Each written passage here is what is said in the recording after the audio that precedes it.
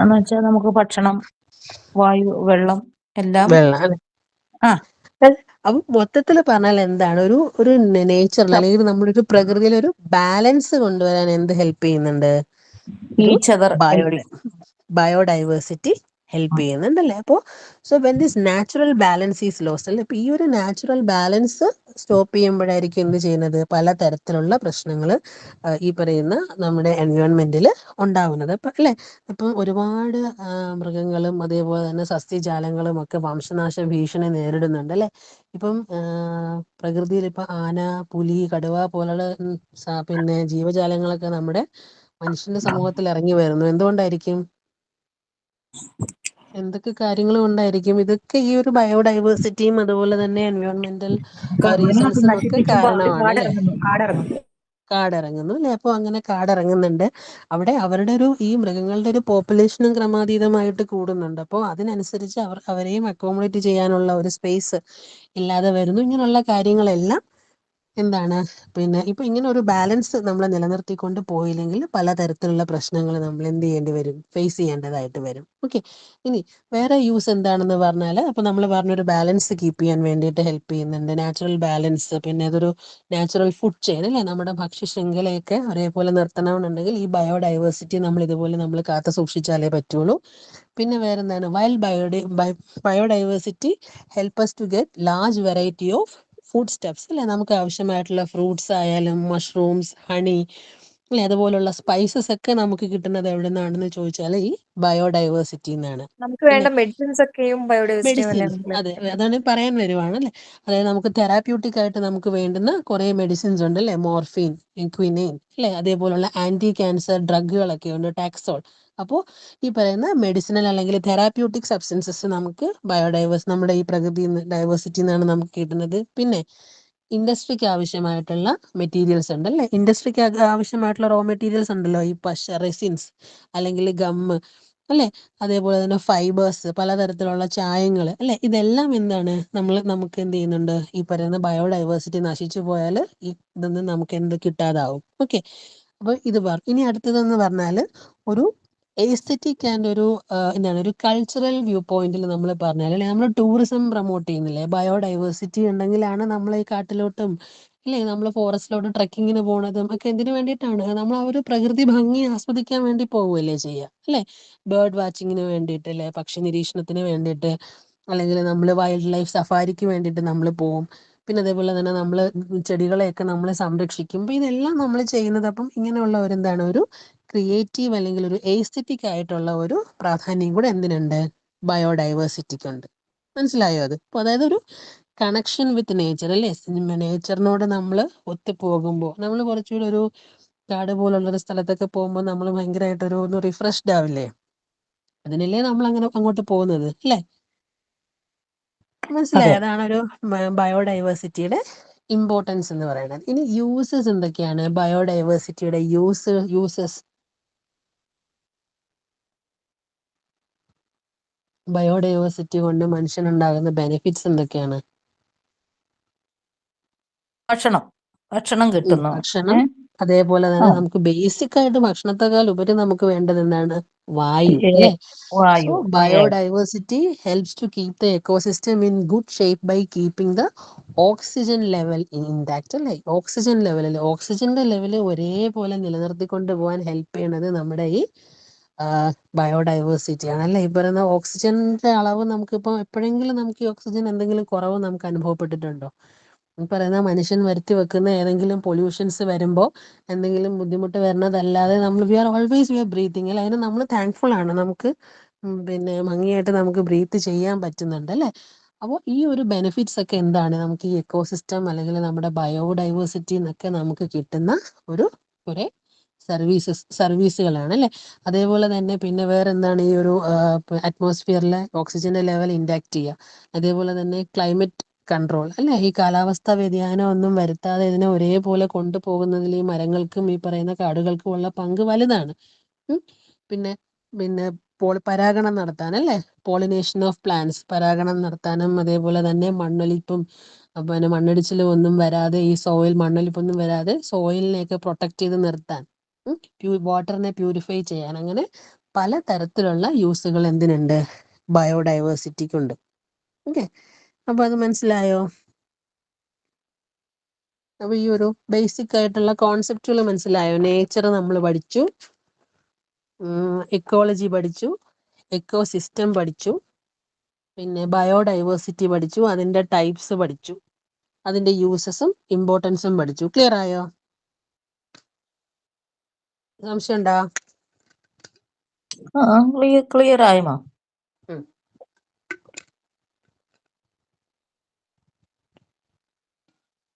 ഒരു 5 minute break കേട്ടോ. Thank you.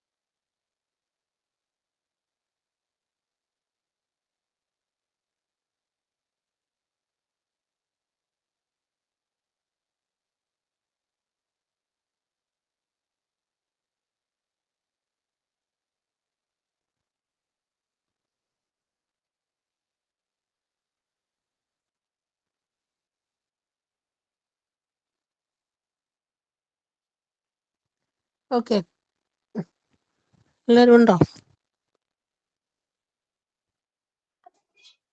ഉണ്ട് മാം. ഓക്കെ, ഇനിയിപ്പോ നമ്മൾ അടുത്ത പഠിക്കാൻ പോകുന്ന കോൺസെപ്റ്റ് എന്ന് പറഞ്ഞാല് സോഷ്യൽ ഇക്കോളജിയാണ്. സോഷ്യൽ ഇക്കോളജി അല്ലെ? അപ്പൊ ആ ഒരു പേരിനകത്ത് തന്നെ രണ്ട് വാക്കുകൾ, ഒരു കോമ്പൗണ്ട് സംയുക്തമായിട്ടുള്ള ഒരു പദമാണ് അല്ലെ സോഷ്യൽ ഇക്കോളജി എന്ന് പറഞ്ഞാൽ. എന്തൊക്കെ വരുന്നുണ്ട് അവിടെ? സോഷ്യലും വരുന്നുണ്ട്, ഇക്കോളജിയും വരുന്നുണ്ട്. സോഷ്യൽ എന്ന് പറഞ്ഞാൽ എന്തായിരിക്കും? Social refers to the human society അല്ലെ? മനുഷ്യന്റെ സമൂഹത്തിനെ കുറിച്ചുള്ള ഒരു പഠനം, economy, polity, social structure, culture, ഇതെല്ലാം എന്തിൽ വരും? സോഷ്യലിൽ വരും. ഇനി എക്കോളജിയിൽ എന്താണ് പഠിക്കുന്നത്? നമ്മൾ നേരത്തെ പറഞ്ഞു അല്ലെ, relationship between living and non living things with their environment അല്ലെ. ആ ലിവിങ് തിങ്സും നോൺ ലിവിങ് ടേംസും തമ്മിലുള്ള ഒരു ബന്ധമാണ് ഇക്കോളജിയിൽ പഠിക്കുന്നത് നമ്മൾ പറഞ്ഞു.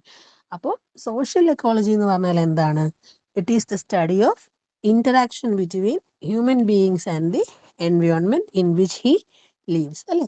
എങ്ങനെയാണ് മനുഷ്യൻ ജീവിക്കുന്ന അവന്റെ പിന്നെ എൻവയോൺമെന്റിൽ എങ്ങനെയാണ് മനുഷ്യന്റെ ഇടപെടൽ എങ്ങനെയാണ് എന്നുള്ളത്, എങ്ങനെയാണ് അവൻ ജീവിക്കുന്നത്, എങ്ങനെയാണ് അതിനൊരു റെസിപ്രോക്കൽ ഇമ്പാക്റ്റ് ഉണ്ടാകുന്നത്, എങ്ങനെയാണ് സൊസൈറ്റിയെ ബാധിക്കുന്നത്, അല്ലെങ്കിൽ പ്രകൃതിയിൽ ഉണ്ടാകുന്ന പ്രശ്നങ്ങൾ എങ്ങനെയാണ് സമൂഹത്തെ ബാധിക്കുന്നത് എന്നുള്ള ഒരു കോൺസെപ്റ്റാണ് എന്ത്? സോഷ്യൽ ഇക്കോളജി അല്ലെ. സിമ്പിൾ ആയിട്ട് പറഞ്ഞാൽ it is A Inter relationship between human social institution അല്ലെ. ഹ്യൂമൻ സോഷ്യൽ ഇൻസ്റ്റിറ്റ്യൂഷൻസും എൻവയോൺമെന്റൽ അല്ലെങ്കിൽ ഇക്കോളജിക്കൽ ഇഷ്യൂസും തമ്മിലുള്ള ഒരു എന്താണ് മ്യൂച്വൽ ആയിട്ടുള്ള ഒരു ബന്ധമാണ് എന്തെന്ന് പറയുന്നത്? സോഷ്യൽ ഇക്കോളജി എന്ന് പറയുന്നത്. മനസ്സിലായോ? സോഷ്യൽ ഇക്കോളജി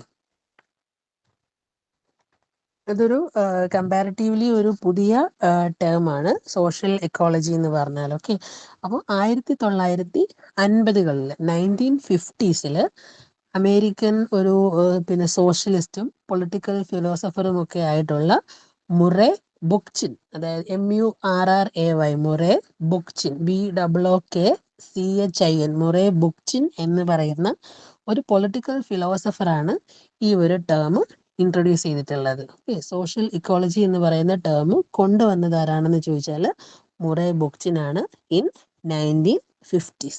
ഓക്കെ, അപ്പം സോഷ്യൽ ഇക്കോളജി എന്ന് പറയുന്ന ഈ ഐഡിയന്റെ ഒരു കോർ എന്താണെന്ന് ചോദിച്ചാൽ, ഇപ്പം നമുക്ക് ഒരുപാട് പാരിസ്ഥിതിക പ്രശ്നങ്ങളുണ്ടല്ലോ, എൻവയോൺമെന്റൽ ഇഷ്യൂസ് ഒരുപാടുണ്ടല്ലോ. അപ്പൊ ഇതിന്റെയൊക്കെ ഒരു ബേസിസ് എന്ന് പറയുന്നത് എന്തിലായിരിക്കും? ഇതിന്റെയൊക്കെ ഒരു എമർജൻസ് എന്ന് പറയുന്നത് സോഷ്യൽ പ്രോബ്ലത്തിലായിരിക്കും എന്നുള്ളതാണ് ഈ സോഷ്യൽ ഇക്കോളജിയുടെ ഒരു കോർ എന്ന് പറയുന്നത്. ഓക്കെ, അതായത് ഇപ്പോൾ ഒരുപാട് എൻവയോൺമെന്റൽ പിന്നെ ഇഷ്യൂസ് അല്ലെ, പരിസ്ഥിതി പ്രശ്നങ്ങളൊക്കെ ഇപ്പൊ നമുക്കുണ്ട്. അപ്പൊ ഇതിന്റെയൊക്കെ നമ്മളൊരു തുടക്കം നമ്മൾ അന്വേഷിച്ചാൽ, ഇതിന്റെയൊക്കെ ഒരു ബിഗിനിങ് നമ്മൾ അന്വേഷിച്ചു കഴിഞ്ഞാൽ ഇതിന്റെയൊക്കെ ഒരു സ്റ്റാർട്ടിങ് എവിടെ ആയിരിക്കും എന്ന് ചോദിച്ചാൽ എവിടെ ആയിരിക്കും?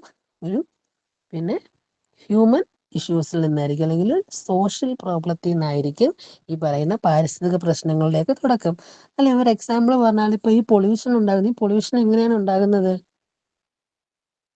മാൻമെയ്ഡ്. മാൻമെയ്ഡ് ആണ് അല്ലെ. അപ്പൊ എവിടെ നിന്നാണ് ഈ പൊല്യൂഷൻ പറഞ്ഞത്? പോപ്പുലേഷൻ കൂടുന്നുണ്ട്, അല്ലെങ്കിൽ അർബനൈസേഷൻ കൂടുന്നുണ്ട് അല്ലെ. അപ്പൊ ഈ അർബനൈസേഷൻ ഒക്കെ താങ്ങാൻ പറ്റാതെ നഗരവൽക്കരണം വരുന്നു, പിന്നെ ആൾക്കാരുടെ പോപ്പുലേഷൻ എക്സ്പ്ലോഷൻ ആവുന്നു, ഇങ്ങനെ പിന്നെ അൺഎംപ്ലോയ്മെന്റ് വരുന്നു, ഇങ്ങനെയുള്ള പല റീസൺസും കൊണ്ടാണ് എന്ത് സംഭവിക്കുന്നത്?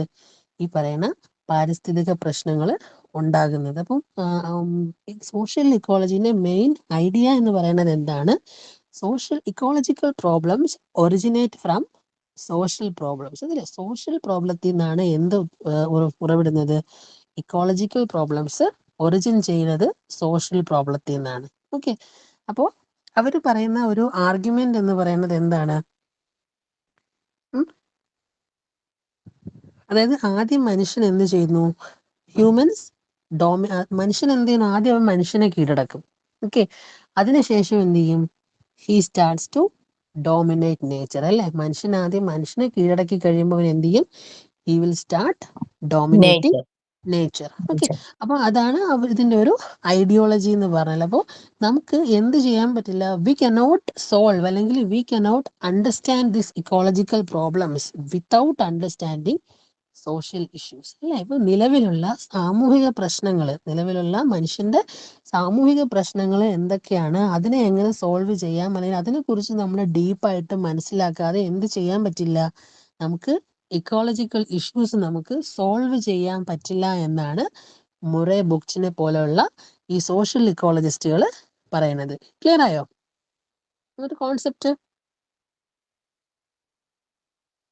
ഓക്കെ, അപ്പോൾ പലതരത്തിൽ നമ്മളിപ്പോ പത്രത്തിലൊക്കെ നമ്മൾ പലപ്പോഴും നമ്മൾ വായിക്കാറില്ലേ, ഇപ്പൊ പല സമുദ്രങ്ങളിലും ഈ ഓയിൽ സ്പില്ലുകളൊക്കെ ഉണ്ടാകത്തില്ലേ, പല കപ്പലുകളിൽ നിന്നൊക്കെ എണ്ണയൊക്കെ ചോർന്നിട്ട് അത്രയും മറൈൻ ലൈഫിന് പിന്നെ ബുദ്ധിമുട്ടുണ്ടാവുന്ന അങ്ങനെയുള്ള ഒരുപാട് ഇഷ്യൂസ് നിങ്ങൾ വായിച്ചിട്ടില്ല. അങ്ങനെ എന്തെല്ലാം തരത്തിലുള്ള പിന്നെ മാൻമെയ്ഡ് ആയിട്ടുള്ള പ്രോബ്ലംസ് ഉണ്ടാവുന്നുണ്ട്. ഈ പറയുന്ന ഹൈഡ്രോളജി, ഇപ്പം നമ്മൾ പറയുന്ന ഡാമോ അല്ലെങ്കിൽ ഏതെങ്കിലും വലിയ വലിയ പ്രോജക്റ്റുകൾ വരുമ്പോഴത്തേക്കും ആ സ്ഥലത്ത് താമസിക്കുന്ന ആൾക്കാരെ അവിടെ നിന്ന് ഡിസ്പ്ലേസ് ചെയ്യേണ്ടി വരുന്നു, അല്ലെ? അവരെ അവിടെ നിന്ന് മാറ്റി അവരെ അവിടെ നിന്ന് വേറെ എങ്ങോട്ടെങ്കിലും പിന്നെ കൊണ്ടുപോയി താമസിപ്പിക്കുകയോ അല്ലെങ്കിൽ ഒരു കോമ്പൻസേഷൻ കൊടുത്ത് ഒതുക്കുകയൊക്കെ ചെയ്യുന്ന ഒരു രീതികൾ. അപ്പോൾ ഈ സോഷ്യൽ ഇക്കോളജിസ്റ്റുകൾ പറയുന്നത് ഈ മാൻമെയ്ഡ് ആയിട്ടുള്ള റേസിസം, സെക്സിസം, ഈ പറയുന്ന ഓയിൽ സ്പില്ലുകൾ, എക്സ്പ്ലോയിറ്റേഷനുകൾ, ഇതെല്ലാം ഉണ്ടാക്കുന്ന ഇതേ വ്യക്തികൾ തന്നെയാണ് എന്താണ് ചെയ്യുന്നത്?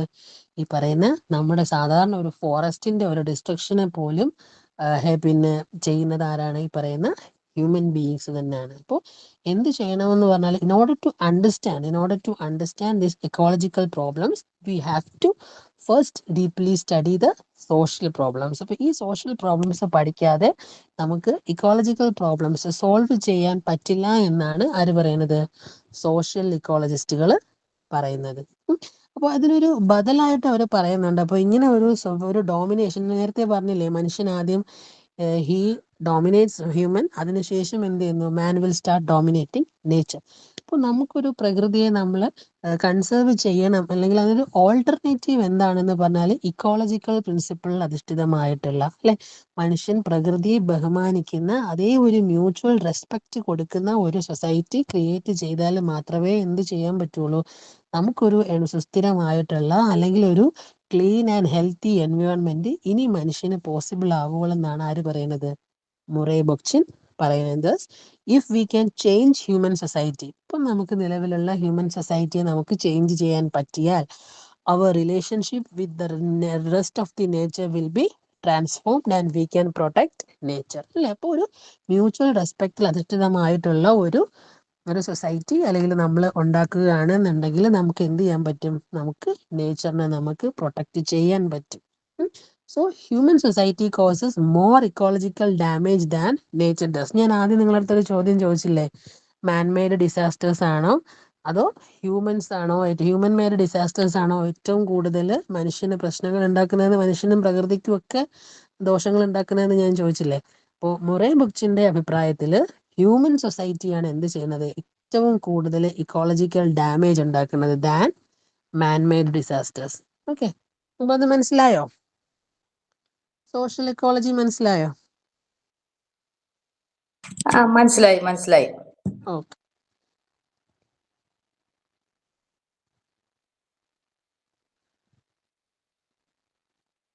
ആ ഒരു കോർ ഐഡിയ നിങ്ങൾ സോഷ്യൽ ഇക്കോളജി എഴുതുമ്പോൾ എപ്പോഴും ഓർത്ത് വെക്കണം. The core principle of social ecology എന്ന് പറഞ്ഞാൽ ecological problem stems from social issues and cannot be resolve without addressing dum, അല്ലെ? അതിന് റിസോൾവ് ചെയ്യാതെയോ അല്ലെങ്കിൽ അതിന് ഈ പ്രശ്നങ്ങൾ നമ്മൾ അഡ്രസ്സ് ചെയ്യാതെയോ നമുക്ക് എന്ത് ചെയ്യാൻ പറ്റില്ല? ഇക്കോളജിക്കൽ പ്രോബ്ലംസ് നമുക്ക് സോൾവ് ചെയ്യാൻ പറ്റില്ല എന്നാണ് ആര് പറഞ്ഞത്? സോഷ്യൽ ഇക്കോളജിസ്റ്റുകൾ, അല്ലെ? മുറേ ബൊക്ചിനെ പോലെയുള്ള സോഷ്യൽ ഇക്കോളജിസ്റ്റുകൾ പറഞ്ഞത്. അതേപോലെ പിന്നെ അവർ പറയുന്ന ഒരു കാര്യം എന്ന് പറഞ്ഞാൽ ഇപ്പോഴത്തെ നിലവിലുള്ള എൻവയോൺമെന്റൽ പ്രോബ്ലംസ് ഉണ്ടല്ലോ, അതിൻ്റെയൊക്കെ പ്രധാനപ്പെട്ട കാരണം എന്ന് പറയുന്നത് ഫസ്റ്റ് വൺ എന്താണ്? അതൊരു പ്രോഫിറ്റ്, അല്ലെ? ഇപ്പം മനുഷ്യന് എല്ലാം ഒരു പ്രോഫിറ്റിന് വേണ്ടിയിട്ടാണ്. അവിടെ വേറെ ഒരു പിന്നെ നമ്മുടെ കൂടെയുള്ള ജീവജാലങ്ങളെന്നോ പ്രകൃതി എന്നോ ഒന്നുമില്ല. മനുഷ്യന് എപ്പോഴും ഒരു പ്രോഫിറ്റ് ഉണ്ടാക്കണം എന്നുള്ളൊരു ചിന്ത മാത്രമേ ഉള്ളൂ, അല്ലെ? പ്രോഫിറ്റിന് വേണ്ടി. അതേപോലെ തന്നെ ഇൻഡസ്ട്രിയൽ എക്സ്പാൻഷൻ, എത്രത്തോളം നമുക്കുള്ള ഇൻഡസ്ട്രീസിനെ നമുക്ക് വികസിപ്പിക്കാം, എത്രത്തോളം നമുക്ക് അത് വെച്ച് നമുക്ക് പൈസ ഉണ്ടാക്കാം. അപ്പോൾ ഇൻഡസ്ട്രിയൽ എക്സ്പാൻഷൻ, അല്ലെ? അപ്പോൾ identification of progress with corporate self interest, അല്ലെ? ഈ കോർപ്പറേറ്റുകളുടെ ഒരു താല്പര്യത്തിന് വേണ്ടി മാത്രം നമ്മൾ എപ്പോഴും പുരോഗതി വേണം എന്ന് നമ്മൾ പറയുന്നുണ്ട്. പക്ഷെ പലപ്പോഴും എന്താണ് ഈ പ്രോഗ്രസ് എന്ന് പറയുന്നത് ഈ കോർപ്പറേറ്റുകളുടെയൊക്കെ ഒരു താല്പര്യത്തിന് വേണ്ടി അല്ലെങ്കിൽ അവരുടെ ഒരു പിന്നെ സെൽഫ് ഇൻട്രസ്റ്റിന് വേണ്ടി മാത്രമായിരിക്കും എന്നാണ് ആര് പറയുന്നത്? ഈ ബൊക്ചിൻ പറയുന്നത്. ഓക്കെ, അപ്പൊ അത് ക്ലിയർ ആയല്ലോ social ecology?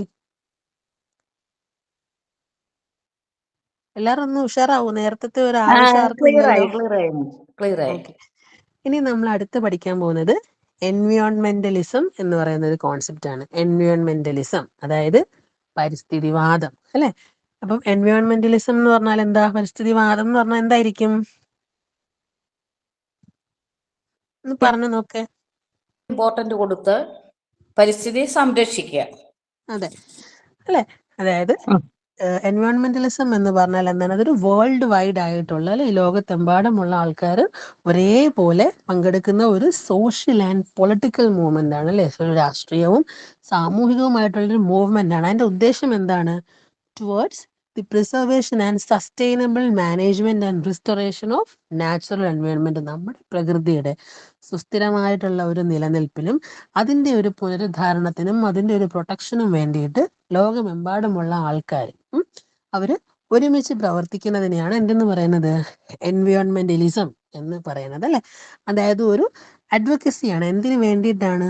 To limit the negative human impacts on environment. അതാണ് പ്രധാനപ്പെട്ടത്. അതായത് നെഗറ്റീവ് ആയിട്ടുള്ള ഹ്യൂമൻ ഇമ്പാക്റ്റുകൾ അല്ലെ, മനുഷ്യൻ പ്രകൃതിയിൽ ഉണ്ടാക്കുന്ന ദോഷകരമായ ആ ഒരു ഇമ്പാക്റ്റുകൾ ഉണ്ടല്ലോ, അതിനെ കുറയ്ക്കാൻ വേണ്ടിയിട്ടാണ് എന്ത് ശ്രമിക്കുന്നത്? എൻവയോൺമെന്റലിസം കുറയ്ക്കുന്നത്. നമ്മൾ കേരളത്തിൽ അല്ലെങ്കിൽ ഇന്ത്യയിലൊക്കെ നമുക്ക് അറിയാവുന്ന കുറച്ചധികം മൂവ്മെന്റ്സുകളും ഇങ്ങനെയുള്ള പ്രസ്ഥാനങ്ങളെ കുറിച്ചൊക്കെ ഒന്ന് പറഞ്ഞേ. നിങ്ങൾ ആരും ഒന്നും മിണ്ടുന്നില്ല, ഒരാൾ മാത്രമേ മിണ്ടുന്നുള്ളൂ. Chipko movement. Chipko movement, very good. പിന്നെ വേറെന്തൊക്കെയുണ്ട്? ചിപ്കോ, പിന്നെ നർമ്മദ ബച്ചാവോ. നർമ്മദ ബച്ചാവോ. നർമ്മദ ബച്ചാവോ ആന്തോളൻ. നർമ്മദ ബച്ചാവോ ആന്തോളൻ. പിന്നെ വേറെ നമ്മുടെ കേരളത്തിൽ ഉണ്ടായിട്ടുള്ള മൂവ്മെന്റുകൾ ഏതൊക്കെയുണ്ട്? ആർക്കെങ്കിലും പറയാവോ? കേരളത്തില് പ്ലാച്ചിമട സമരം, വെരി ഗുഡ്. പ്ലാച്ചിമട സമരം. പിന്നെ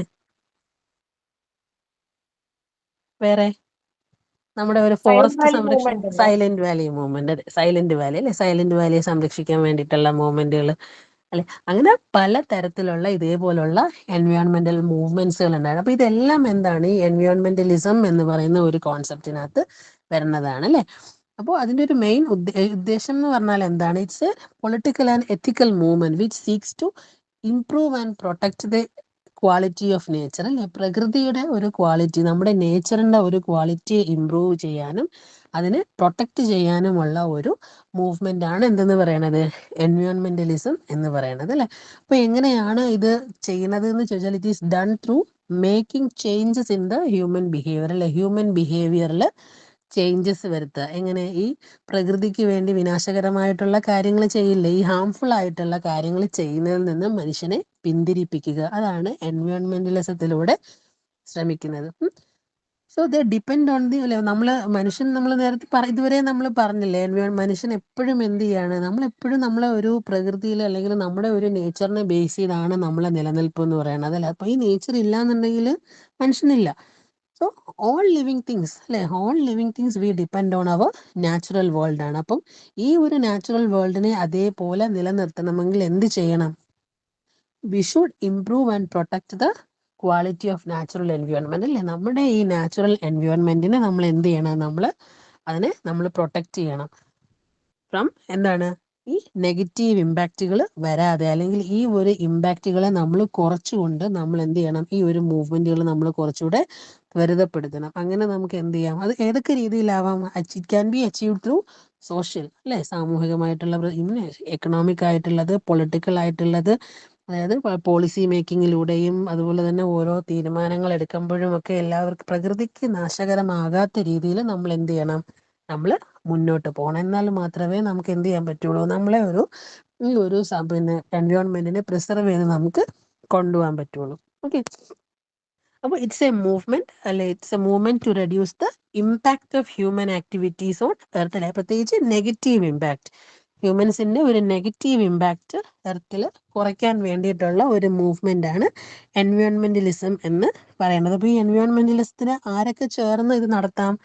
This environmentalist movement can be constituted with representatives from wide range of governmental and non-governmental organizations അല്ലെ. ഈ പറയുന്ന സാധാരണക്കാരായിട്ടുള്ള ജനങ്ങൾ മുതൽ ഗവൺമെന്റുകളിലും നോൺ ഗവൺമെന്റൽ ജീവനക്കാർക്കും എല്ലാവർക്കും എന്ത് ചെയ്യാൻ പറ്റും? ഈ പറയുന്ന നമ്മുടെ പ്രകൃതിക്ക് വേണ്ടിയിട്ട് അല്ലെ, ഈ എൻവയോൺമെന്റലിസത്തിന് പങ്കെടുക്കാൻ പറ്റും അല്ലെ. ഗ്രാസ് റൂട്ട് ലെവലിൽ പോലും ചെയ്യാം. കോർപ്പറേറ്റ് വേൾഡിലെ ആൾക്കാർക്ക് അല്ലെ, നമ്മുടെ മത നേതാക്കൾ, റിലീജിയസ് ലീഡേഴ്സിന്, സ്പിരിച്വൽ ലീഡേഴ്സിന്, ഗവൺമെന്റ് ഒഫീഷ്യൽസിനൊക്കെ എന്ത് ചെയ്യാൻ പറ്റും? ഇതിൽ വളരെ വ്യക്തമായിട്ടുള്ള പങ്ക് വഹിക്കാൻ പറ്റും. ഓക്കെ. അപ്പൊ ഇത് ക്ലിയർ ആയോ? എൻവയോൺമെന്റലിസം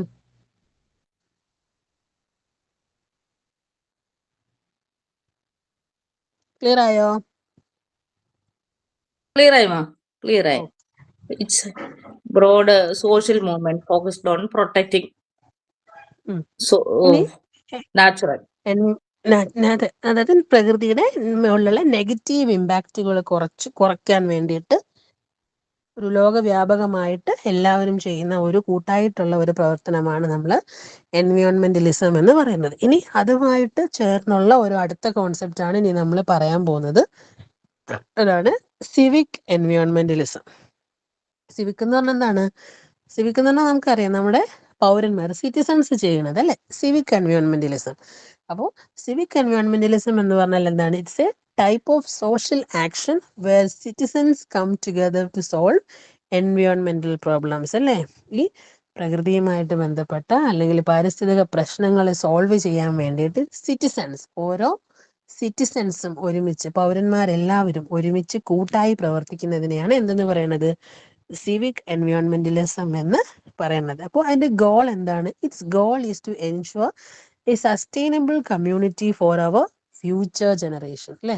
അപ്പോൾ ഈ സിവിക് എൻവയോൺമെന്റലിസത്തിന്റെ ലക്ഷ്യം എന്ന് പറഞ്ഞാൽ നമ്മുടെ ഭാവി തലമുറയ്ക്ക് വേണ്ടിയിട്ട് നമ്മുടെ ഈ സൊസൈറ്റി, നമ്മുടെ എൻവയോൺമെന്റിനെ സുസ്ഥിരമാക്കുക എന്നുള്ളതാണ് സിവിക് എൻവയോൺമെന്റലിസത്തിന്റെ ലക്ഷ്യമെന്ന് പറയുന്നത്. ഓക്കെ, അപ്പൊ ഇത് റീജിയണൽ ലെവലിലും അല്ലെ ലോക്കൽ ലെവലില് പ്രാദേശിക തലത്തില്, റീജിയണൽ തലത്തില് ഓരോ വ്യക്തിക്കും അല്ലെ ഓരോ ഇൻഡിവിജ്വലിനും എന്ത് ചെയ്യാൻ പറ്റും? ഈ സിവിക് എൻവയോൺമെന്റലിസം സ്റ്റാർട്ട് ചെയ്യാൻ പറ്റും. ഇപ്പം നമ്മൾ പറഞ്ഞ പ്ലാച്ചിമട സമരം ഇല്ലേ, ശരിക്കും അതിന്റെ തലപ്പത്ത് അതിന് നേതൃത്വം കൊടുത്തത് ആരായിരുന്നു?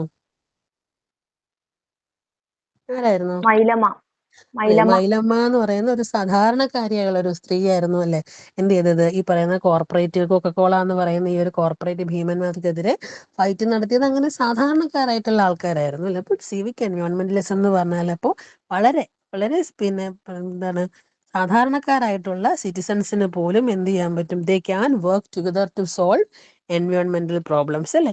എൻവയോൺമെന്റൽ പ്രോബ്ലംസ് സോൾവ് ചെയ്യാൻ വേണ്ടി സിറ്റിസൺസ് ഒരുമിച്ച് വരുന്ന ഒരു കോൺസെപ്റ്റ് ആണ് സിവിക് എൻവയോൺമെന്റലിസം. അപ്പോൾ ദ അൾട്ടിമേറ്റ് ഗോൾ നമ്മൾ പറഞ്ഞത്, ultimate goal of civic environmentalism is to ensure a sustainable community അല്ലെ. ഒരു സസ്റ്റൈനബിൾ കമ്മ്യൂണിറ്റി അല്ലെങ്കിൽ ഉറപ്പുവരുത്തുക എന്നുള്ളതാണ് സിവിക് എൻവയോൺമെന്റലിസത്തിന്റെ ലക്ഷ്യം ത്രൂ കളക്റ്റീവ് പാർട്ടിസിപ്പേഷൻ. അത് ഇമ്പോർട്ടൻ്റ് ആണ്. കൂട്ടായ പ്രവർത്തനത്തിലൂടെ, കളക്റ്റീവ് ആയിട്ടുള്ള ഒരു പ്രവർത്തനത്തിലൂടെ നമ്മൾ എന്ത് ചെയ്യുക? ഒരു സസ്റ്റൈനബിലിറ്റി നമ്മൾ ഉറപ്പുവരുത്തണം. ഓക്കെ, സിവിക് എൻവയോൺമെന്റലിസം അഡോപ്റ്റ്സ് എന്ത് ചെയ്യുന്നുണ്ട്? Regional and local awareness and education through participation and collective action അല്ലെ. നമുക്ക് ഇതിനുള്ള എഡ്യൂക്കേഷനിലൂടെ, ഒരു അവയർനെസ്സിലൂടെ, ഒരു പൊതുബോധത്തിലൂടെയൊക്കെ നമുക്ക് എന്ത് ചെയ്യാൻ പറ്റും? ആൻഡ് കളക്റ്റീവ് ആക്ഷനിലൂടെ നമുക്ക് എന്ത് ചെയ്യാൻ പറ്റും? നമുക്ക് മാറ്റങ്ങൾ നമുക്ക് കൊണ്ടുവരാൻ പറ്റും. ഓക്കെ, അപ്പോൾ ഇപ്പൊ നമുക്ക് അറിയാലോ, നിങ്ങൾ ഒരുപാട് കേട്ടിട്ടുണ്ടാവുമോ നമ്മുടെ ഈ സ്റ്റോക്ക്ഹോം കോൺഫറൻസ്, പാരീസ് ഉടമ്പടി, അങ്ങനെയൊക്കെ നിങ്ങൾ പത്രത്തിൽ കേട്ടിട്ടുണ്ടാവോ? വായിച്ചിട്ടുണ്ടാവോ പത്രങ്ങളിലൊക്കെ? പാരീസ് ഉടമ്പടി ഉണ്ടോ? ഉണ്ട്. പാരീസ് ഉടമ്പടി പോലുള്ള ഇങ്ങനെയുള്ള കാര്യങ്ങളെല്ലാം ഈ ലോകവ്യാപകമായിട്ട് ഓരോ രാജ്യങ്ങളും പ്രകൃതിക്ക് വേണ്ടി, നമ്മുടെ എൻവയോൺമെന്റിന് വേണ്ടി അവര് അവർ നിലകൊള്ളും എന്നുള്ളതിന് വേണ്ടി അവരെല്ലാവരും ഒപ്പുവെക്കുന്ന പല കരാറുകളാണ്. അപ്പം ആദ്യമായിട്ട് ഈ പറയുന്ന എൻവയോൺമെന്റൽ ഇഷ്യൂസിനെതിരെ ആദ്യമായിട്ട് ഒരു ഡിസ്കഷൻ നടന്നത് 1972 സ്റ്റോക്ക്ഹോം കോൺഫറൻസിലാണ്. യുണൈറ്റഡ് നേഷൻസിന്റെ സ്റ്റോക്ക്ഹോം കോൺഫറൻസിലാണ് 1972 ആദ്യമായിട്ട് ഈ വേൾഡില് എൻവയോൺമെന്റൽ ഇഷ്യൂസിനെ കുറിച്ച് രാജ്യങ്ങളെല്ലാം ഒരേപോലെ സംസാരിച്ചത്. അന്ന് ഇതിൽ പങ്കെടുത്തത് 114 രാജ്യങ്ങളായിരുന്നു. 114 നേഷൻസ് ആയിരുന്നു അന്ന് ഈ സ്റ്റോക്ക്ഹോം കോൺഫറൻസിൽ പങ്കെടുത്തത്. പിന്നെ അതിനുശേഷം ഇപ്പൊ ലേറ്റസ്റ്റ് ആയിട്ട് നമുക്ക് ഈ പാരീസ് എഗ്രിമെന്റ് 2016 പാരീസ് എഗ്രിമെന്റിൽ 195 രാജ്യങ്ങൾ ഒപ്പിട്ടിട്ടുണ്ട്. ഇങ്ങനെ ഒരു എൻവയോൺമെന്റൽ ഇഷ്യൂസിന് വേണ്ടി നിലകൊള്ളും, അവരുടെ കാർബൺ എമിഷൻസ് ഒക്കെ കുറയ്ക്കും എന്ന് പറഞ്ഞിട്ട് 195 രാജ്യങ്ങൾ ഇതിൽ ഒപ്പിട്ടിട്ടുണ്ട്. ഓക്കെ, അപ്പോൾ ഇതാണ്. അപ്പം ഈ പറയുന്ന നമ്മുടെ ഈ എഗ്രിമെന്റ്സിനെ ഒക്കെ കുറിച്ച് ഇനി വരുന്ന ബ്ലോക്കുകളിൽ നിങ്ങൾ എൻവയോൺമെന്റൽ സോഷ്യോളജിയുടെ ബ്ലോക്കുകളിൽ നിങ്ങൾ ഇതിനെ കുറിച്ച് ഡീറ്റെയിൽ ആയിട്ട് നിങ്ങൾ പഠിക്കും. അപ്പൊ അത് ക്ലിയർ ആയോ? എൻവയോൺമെന്റലിസവും സിവിക് എൻവയോൺമെന്റലിസവും ക്ലിയർ ആയോ?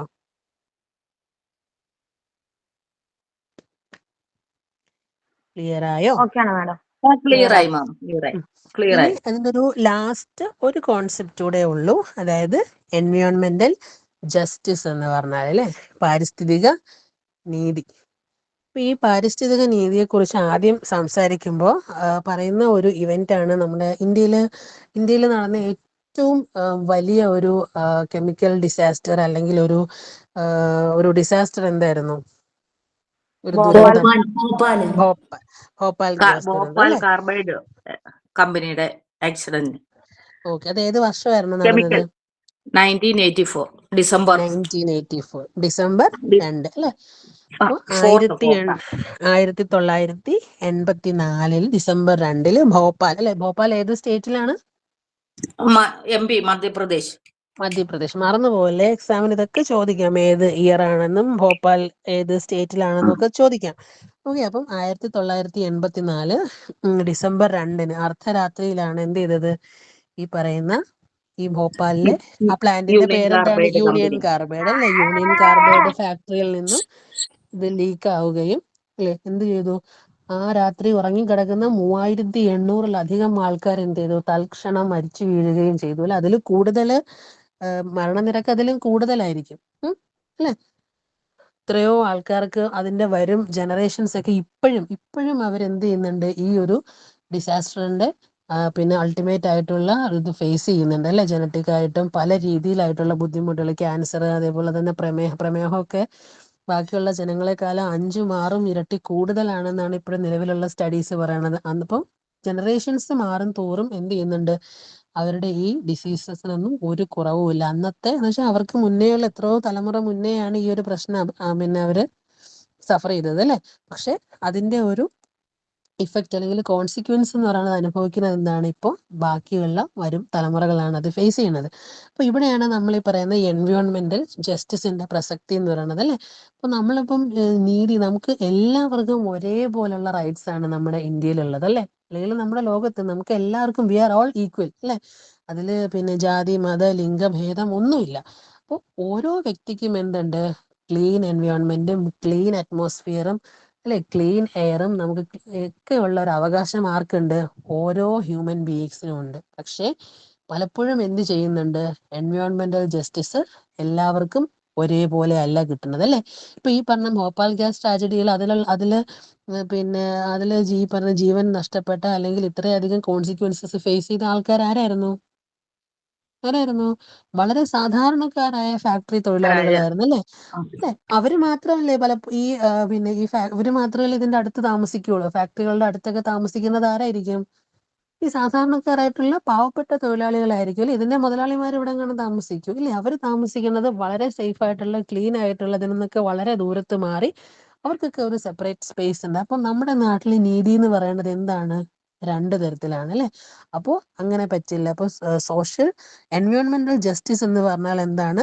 റിഗാർഡ്ലെസ് ഓഫ് റേസ്, കളർ, പിന്നെ നേഷൻ, ഒറിജിൻ അല്ലെ, എന്തും ഇല്ലാതെ എന്താണ്?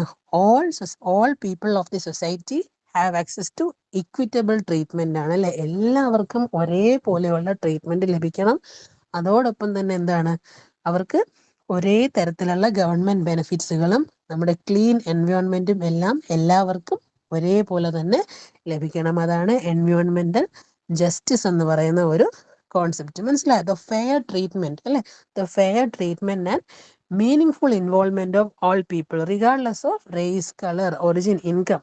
ഇതൊന്നും നമുക്ക് ബാധകമല്ല. പക്ഷെ നമ്മൾ ഒരേപോലെ ഈ ഭൂമി നമുക്ക് എല്ലാവർക്കും ഉള്ളതാണ്. അപ്പോൾ അതിന്റെ ബെനിഫിറ്റ്സ് കിട്ടുന്നത് നമ്മൾക്ക് എല്ലാവർക്കും എങ്ങനെ ആയിരിക്കണം? ഒരേപോലെ ആയിരിക്കണം. മനസ്സിലായോ? സോ എൻവയോൺമെന്റൽ ജസ്റ്റിസ് മീൻസ് ഈക്വൽ പ്രൊട്ടക്ഷൻ അല്ലെ? ഈക്വൽ പ്രൊട്ടക്ഷൻ നമുക്ക് കിട്ടണം ആൻഡ് മീനിങ് എൻവയോൺമെന്റ്.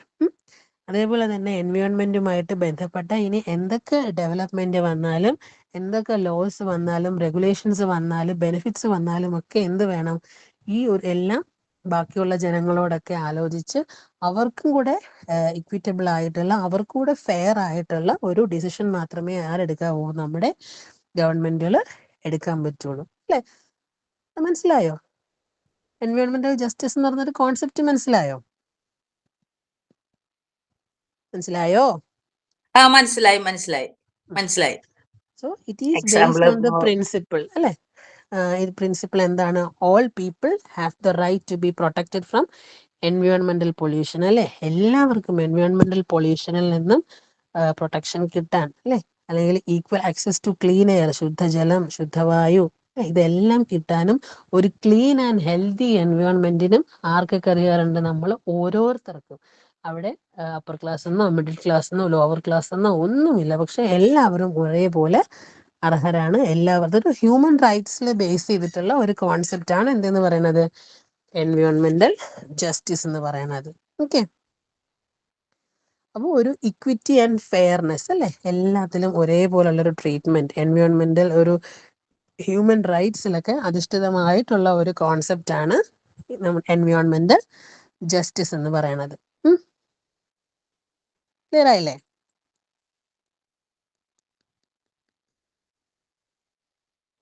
ആയി മാം, ക്ലിയർ ആയി.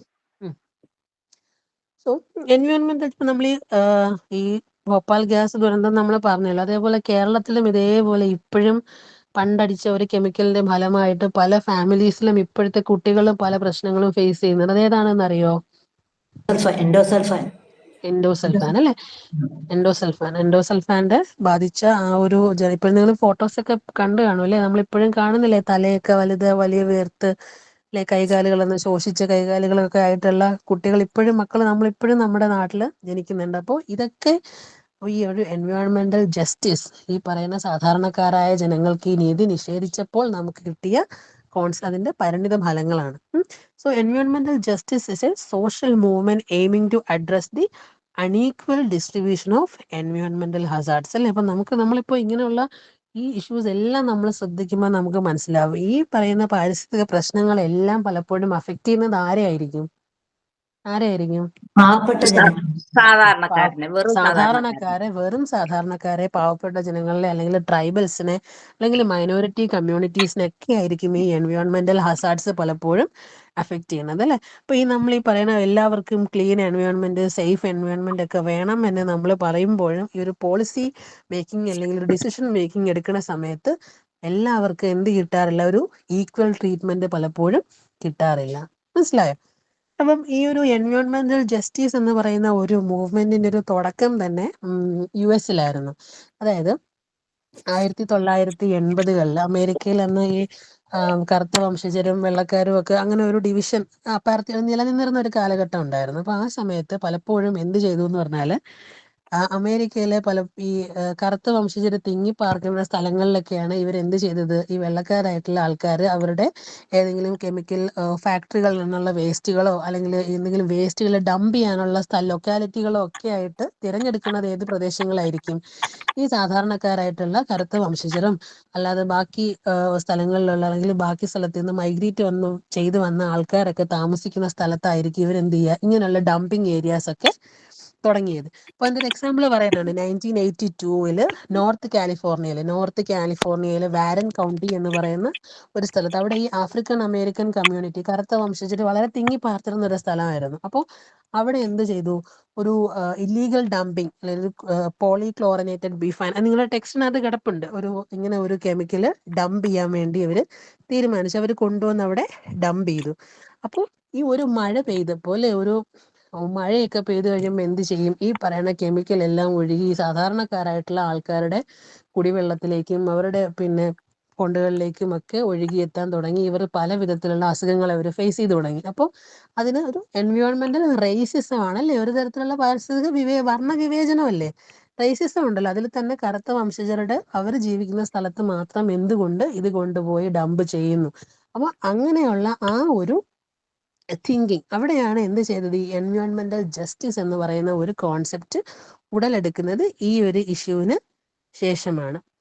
അപ്പൊ ഈ ഒരു എൻവയോൺമെന്റൽ റേസിസം, അപ്പൊ ഈ എൻവയോൺമെന്റൽ ജസ്റ്റിസ് ഒക്കെ നിങ്ങൾ ഒരുമിച്ച് വായിക്കേണ്ടുന്ന കോൺസെപ്റ്റുകളാണ്. ഓക്കെ, സോ എൻവയോൺമെന്റൽ justice, എൻവയോൺമെന്റൽ equity and എൻവയോൺമെന്റൽ racism all explain the main features of the എൻവയോൺമെന്റൽ movement അല്ലെ? അപ്പൊ ഇതെല്ലാം എന്താണ്? നമ്മൾ എൻവയോൺമെന്റുമായിട്ട് നമ്മൾ ഒത്തുചേർന്ന് നമ്മൾ വായിക്കേണ്ടുന്ന കോൺസെപ്റ്റുകളാണ്. അപ്പൊ ഇത് മനസ്സിലായോ? എൻവയോൺമെന്റൽ ജസ്റ്റിസും അതിന്റെ ഒരു തുടക്കം എവിടെ നിന്നാണ് എന്നുള്ളത് മനസ്സിലായോ?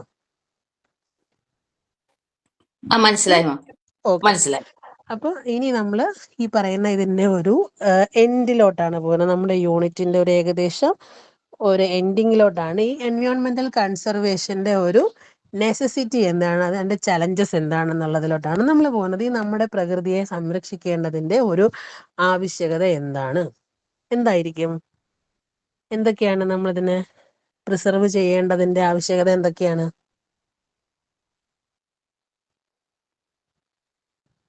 പറഞ്ഞോളൂ. ദുരന്ത നിവാരണം. ഓക്കെ.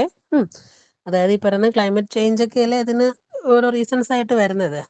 പിന്നെ ഇത് നിങ്ങളെ കൊണ്ട് പറയിക്കുന്നതെന്ന് പറഞ്ഞാൽ നിങ്ങൾക്ക് ഇത് കേൾക്കുമ്പോൾ എക്സാം എഴുതുമ്പോൾ നിങ്ങൾക്ക് ഇത് ഓർമ്മ വരണം. ഈ ഓരോരുത്തരും ഓരോ പോയിന്റ്സ് വരുമ്പോൾ അതൊക്കെ ചേർത്ത് നിങ്ങൾക്ക് പരീക്ഷയ്ക്ക് എഴുതാം. വിഷരഹിത ഫുഡുകൾ. പിന്നെ clean air, water, clean air, water, പിന്നെ നമുക്ക് ഫുഡിന്റെ നമുക്ക് നാച്ചുറലിൽ നിന്നാണല്ലോ കിട്ടുന്നത്. കിട്ടുന്ന ഫുഡുകള്. പിന്നെ ഫ്യൂച്ചർ ജനറേഷന് നമ്മള് ഇപ്പം കരുതിയെങ്കിലല്ലേ നല്ലൊരു അറ്റ്മോസ്ഫിയർ, നല്ലൊരു നേച്ചർ അവർക്ക് കിട്ടത്തുള്ളൂ. അതെ അതെ, സസ്റ്റൈനബിൾ ഡെവലപ്മെന്റ്. Very good. അതെ. വേറെ എന്തൊക്കെയാണ്? അല്ലെ, അപ്പൊ നമുക്ക് അതിന്റെ ഒരു ഓരോരോ പോയിന്റ്സ് ആയിട്ട് നമുക്ക് പറയാം അല്ലെ. അപ്പൊ ഒന്നാമത്തത് എന്താണ്, ഒരു ഹെൽത്തി ലൈഫ് അല്ലെ. നമുക്കൊരു ഹെൽത്തി ആയിട്ടുള്ള ഒരു എൻവയോൺമെന്റ് ഉണ്ടെങ്കിൽ മാത്രമേ എന്ത് ചെയ്യാൻ പറ്റുള്ളൂ, നമുക്കൊരു ഹെൽത്തി ലൈഫ് നമുക്ക് ലീഡ് ചെയ്യാൻ പറ്റുള്ളൂ അല്ലെ. നമുക്കൊരു നല്ല ഈ ഒരു എൻവയോൺമെന്റിനെ ഹെൽത്തി ആയിട്ട് നിർത്തുക എന്നുള്ളത് അപ്പോൾ നമ്മുടെ ആവശ്യകതയാണ് അല്ലെ. പൊല്യൂഷൻ കൂടുന്തോറും എന്ത് ചെയ്യും, it will be difficult for us to survive അല്ലെ. പൊല്യൂഷൻ കൂടുന്തോളം എന്ത് ചെയ്യും, നമുക്ക് ഇവിടെ സർവൈവ് ചെയ്യുക എന്നുള്ളത് തന്നെ വളരെ ബുദ്ധിമുട്ടായിട്ടുള്ള കാര്യമായിരിക്കും. പിന്നെ നമ്മൾ നേരത്തെ പറഞ്ഞ ബയോഡൈവേഴ്സിറ്റിനെ നിലനിർത്തുക അല്ലെ. ബയോഡൈവേഴ്സിറ്റി നിലനിർത്തേണ്ട ആവശ്യകത നമ്മൾ നേരത്തെ പറഞ്ഞില്ലേ. അപ്പം ബയോഡൈവേഴ്സിറ്റിയെ നമ്മൾ അതേപോലെ നമ്മൾ നിലനിർത്തിക്കൊണ്ട് പോകണം. പിന്നെ എന്ത് വേണം, ക്ലൈമറ്റ് ചേഞ്ച് പോലുള്ള ഈ പറയുന്ന കാലാവസ്ഥാ വ്യതിയാനം പോലുള്ള കാര്യങ്ങളെയൊക്കെ നമ്മൾ ഗ്ലോബൽ വാർമിങ്ങിനെയൊക്കെ നമ്മൾ സ്റ്റോപ്പ് ചെയ്യണമെങ്കിൽ നമ്മൾ ഇപ്പോൾ ചെയ്തുകൊണ്ടിരിക്കുന്ന ഓരോരോ കാര്യങ്ങളിൽ നമ്മൾ മാറ്റങ്ങൾ കൊണ്ടുവന്നേ പറ്റുള്ളൂ അല്ലെ. എനർജി എഫിഷ്യന്റ് ആയിട്ടും നമ്മൾ റെഡ്യൂസ്, റീസൈക്കിൾ പോലുള്ള കാര്യങ്ങളൊക്കെ നമ്മൾ പിന്നെ എടുത്തുകൊണ്ട് മാത്രമേ നമുക്ക് എന്ത് ചെയ്യാൻ പറ്റുള്ളൂ, എൻവയോൺമെന്റൽ കൺസർവേഷൻ നമുക്ക് നടത്താൻ പറ്റുള്ളൂ അല്ലെ. പിന്നെ വേറെ എന്താണ്, നമ്മളെ എൻഷുറിങ് സസ്റ്റൈനബിൾ ഡെവലപ്മെന്റ്. നേരത്തെ മാം പറഞ്ഞ പോലെ സസ്റ്റൈനബിൾ ഡെവലപ്മെന്റ് അല്ലെ, സുസ്ഥിരമായിട്ടുള്ള ഒരു വികസനം. ഫ്യൂച്ചർ ജനറേഷനെയും കൂടെ മുൻകൂട്ടി കണ്ട് നമുക്കൊരു വികസനം വേണം എന്നുണ്ടെങ്കിൽ നമ്മൾ ഇപ്പോഴേ എന്ത് വേണം, നമ്മൾ വളരെ കെയർഫുൾ ആയിട്ട് വേണം നമ്മളെ എൻവയോൺമെന്റിനെ നമ്മൾ പ്രൊട്ടക്ട് ചെയ്യാൻ. ഓക്കെ. പിന്നെ അതേപോലെ തന്നെ പിന്നെ ഒരുപാട് സ്പീഷീസിന്റെ എക്സ്റ്റിങ്ഷൻ സംഭവിക്കുന്നുണ്ട്. മനുഷ്യന്, ജീവജാലങ്ങളുടെ ആയാലും പിന്നെ സസ്യങ്ങളുടെയും ഒക്കെ എക്സ്റ്റിങ്ഷൻ. അവരെല്ലാം പലരും അതിന്റെ ആ ഒരു സ്റ്റേജിലാണ്. അപ്പൊ അതിന്റെയൊക്കെ ഒരു തോത് കുറയ്ക്കുക എന്നുള്ളതാണ്, അതിനെയൊക്കെ ഒരു പ്രിസർവ് ചെയ്യുക. പിന്നെ ഡിസാസ്റ്റേഴ്സ്, ഇപ്പൊ നമ്മൾ ഈ പറയുന്ന മാൻമെയ്ഡ് ഡിസാസ്റ്റേഴ്സിന്റെ പരമാവധി നമ്മൾ എന്ത് ചെയ്യുക, മനുഷ്യനായിട്ട് കൊണ്ടുവരുന്ന ഈ പറയുന്ന ദുരന്തങ്ങളുടെ എല്ലാം തോത് കുറയ്ക്കുക. ഓക്കെ. അപ്പോൾ ഇങ്ങനെയൊക്കെ നമുക്ക് എന്ത് ചെയ്യാൻ പറ്റും, ഈ പറയുന്ന ഒരു പിന്നെ എൻവയോൺമെന്റൽ കൺസർവേഷന്റെ ഒരു നെസസിറ്റി ഇതിനൊക്കെ നമുക്ക് ആവശ്യമാണ്. നമുക്ക് നിലനിൽക്കണമെങ്കിൽ ബേസിക് ആയിട്ട് അതാണ്, ഹ്യൂമൻസിന് നിലനിൽക്കണം എന്നുണ്ടെങ്കിൽ നമുക്ക് എന്ത് വേണം, നമുക്ക് ഹെൽത്തി ആയിട്ടുള്ള ഒരു എൻവയോൺമെന്റ് വേണം. ഇനി ഇതിന്റെ ഒരു ചലഞ്ചസ് എന്തൊക്കെയാണ്, ഒരു നമുക്കൊരു നല്ല ഒരു ഇത് കിട്ടുന്നില്ല, അല്ലെങ്കിൽ നല്ലൊരു എൻവയോൺമെന്റ് ഇപ്പം നിലവിലില്ലാത്തതിന്റെ കാരണം എന്തൊക്കെയാണ്, എന്തൊക്കെ പ്രശ്നങ്ങൾ കൊണ്ടാണ് ഈ എൻവയോൺമെന്റൽ പാരിസ്ഥിതിക പ്രശ്നങ്ങൾ എത്രത്തോളം തോത് കൂടുന്നതിന്റെ കാരണങ്ങൾ എന്തൊക്കെയാണ്? ക്ലൈമറ്റ് ചേഞ്ച്, ക്ലൈമറ്റ് ചേഞ്ച് ഉണ്ട്. പിന്നെ നമ്മുടെ ഡിസ്ട്രക്ഷൻ, നമ്മൾ ഒരു തീയിടുന്നു, ഫോറസ്റ്റ് വെട്ടി നശിപ്പിക്കുന്നു, ഡീഫോറസ്റ്റേഷൻ ചെയ്യുന്നു, പിന്നെ ഓവർ പൊല്യൂഷൻ കൊടുക്കുന്നു. പിന്നെ കൂടുതൽ ജനങ്ങളുണ്ടെങ്കിൽ അത് അതിൻ്റെതായ ബുദ്ധിമുട്ടുകൾ, പിന്നെ അന്നേരം പൊല്യൂഷൻ കൂടും. ഓക്കെ. അപ്പം ഓരോ പോയിന്റ്സ് ആയിട്ട് പറഞ്ഞാൽ, first one rapid urbanisation and industrialisation അല്ലെ. വളരെ അധികം കൂടിക്കൊണ്ടിരിക്കുന്ന നഗരവൽക്കരണവും വ്യാവസായികവൽക്കരണവും അല്ലെ. ഇത് കൂടുമ്പോഴല്ലേ കൂടുതൽ കൂടുതൽ ഫാക്ടറികളിൽ നിന്നും ഈ പറയുന്ന പോലെ സ്മോക്കും വിഷവാതകങ്ങളും ഒക്കെ പുറത്ത് പോകുമ്പോഴാണ് നമുക്ക് ഈ ഗ്ലോബൽ വാർമിംഗ് ഉണ്ടാവുന്നത് അല്ലേ.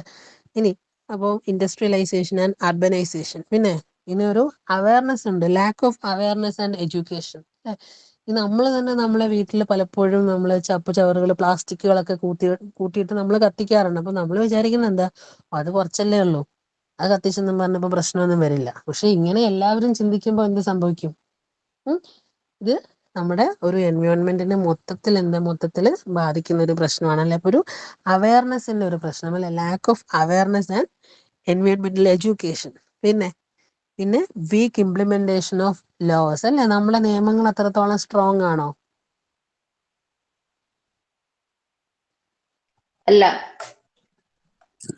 നിയമങ്ങൾ സ്ട്രോങ് ആണേലും അല്ലേലും ജനങ്ങൾ അത്രയും അനുസരിക്കാൻ പോകുന്നില്ല, അവരത്രയും ഇമ്പോർട്ടൻസ് കൊടുക്കുന്നില്ല. ഇല്ല, നല്ല നിയമങ്ങൾ നല്ല സ്ട്രോങ് ഇതൊക്കെ എടുക്കുകയാണെങ്കിൽ സ്വാഭാവികമായിട്ടും ജനങ്ങൾ അംഗീകരിക്കും. സ്ട്രിക്റ്റ് ആയിട്ട് നിയമങ്ങൾ കാര്യങ്ങൾ കൊണ്ടെടുക്കുകയാണെങ്കിൽ.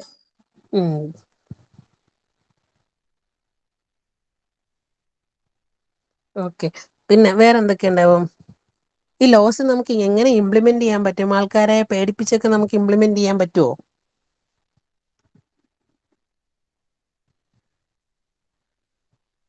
കുറെ ബോധവൽക്കരണമൊക്കെ ചെയ്താൽ കുറച്ചൊക്കെ. ഓക്കെ, ഒരു അവയർനെസ് നമുക്ക് കൊണ്ടുവന്നൊരു അവയർനെസ് കൊടുത്തു കഴിഞ്ഞാൽ അല്ലേ, ഒരു അവയർനെസ്സും ഒരു ക്യാമ്പയിനും ഒക്കെ ഇപ്പം നമ്മുടെ ഗവൺമെന്റ് അത് ചെയ്യുന്നുണ്ട് അല്ലേ.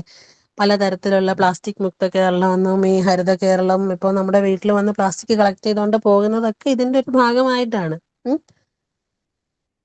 ഞാൻ ഒരു കാര്യം ചോദിച്ചോട്ടെ, പോപ്പുലേഷൻ എലക്റ്റീവ് എടുത്ത ആരെങ്കിലും ഈ ക്ലാസ്സിലുണ്ടോ? പോപ്പുലേഷൻ ആരെങ്കിലും ഉണ്ടോ? പോപ്പുലേഷൻ എലക്റ്റീവ് എടുത്തത്, പോപ്പുലേഷൻ സ്റ്റഡീസ്. എല്ലാരും എൻവയോൺമെന്റ് തന്നെയല്ലേ?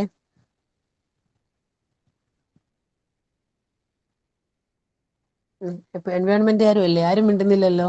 എൻവയോൺമെന്റിന്റെ ക്ലാസ് ഞങ്ങളൊക്കെ എൻവയോൺമെന്റുകാരാണ്.